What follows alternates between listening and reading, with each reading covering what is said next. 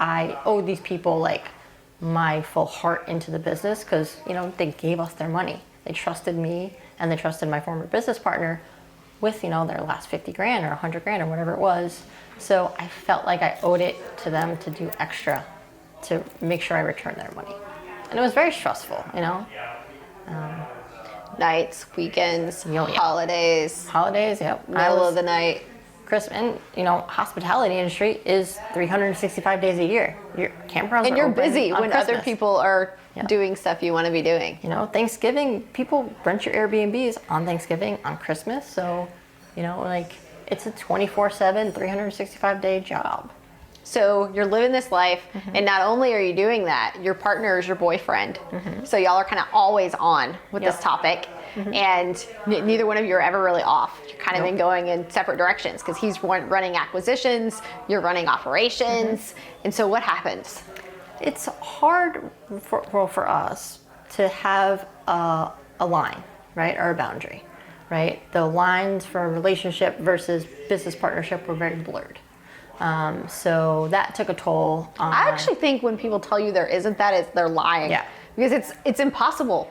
Especially for the two of us. We're both go-getters. You know, both of us. Like, we're both like, oh my God, this is so cool. Oh my God, this is so cool. So, like, we fed off each other that way. But then, like, I wanted to turn it off. And, like, I just need, like, to be on the couch for a minute and just, like, zone out. Like, not answer Slack, not look at emails. But he was not of that mindset. So we kind of butted heads there. Then what happened? Then we decided, you know, we weren't compatible anymore. You know, I left the business in October of last year, and I set off on a healing journey, right? I moved out of my apartment. I decided to put everything in storage, and I set off abroad for 7 months. Okay, so we should back up a little bit. You're 41 at the time? 42? 42. 42 years old, and you're essentially like taking a sabbatical.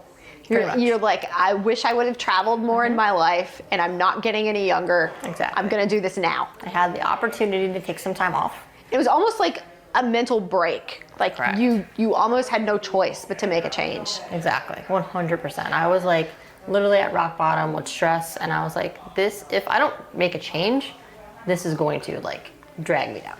And you do what Jen does best. You get on the internet and you start searching like digital nomad traveling groups.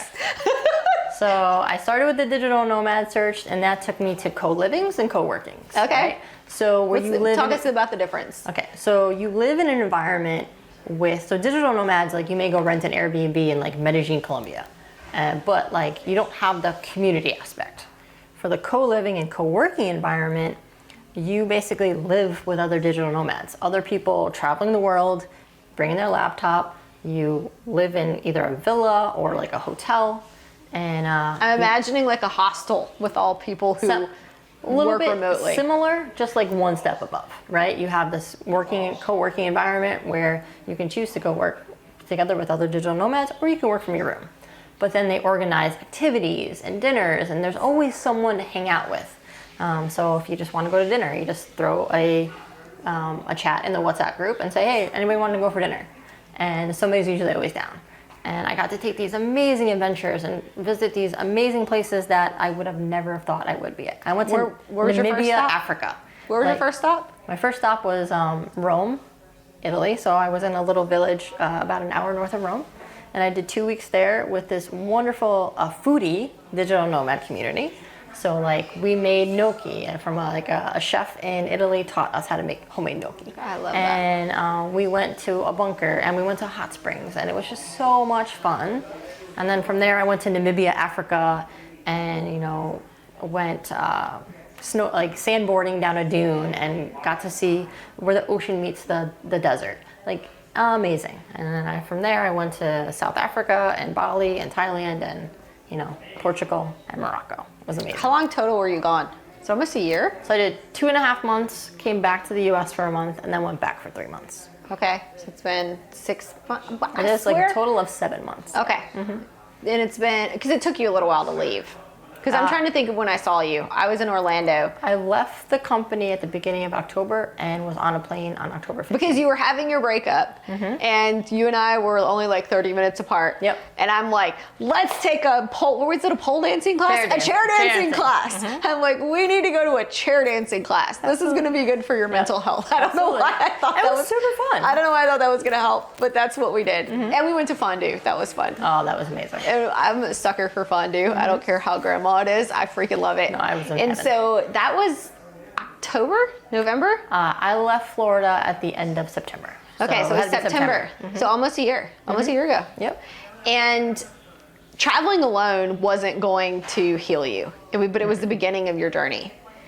Well, I had to set intentions. I got a life coach, which was amazing. She opened up my eyes to, things that I wasn't aware of before.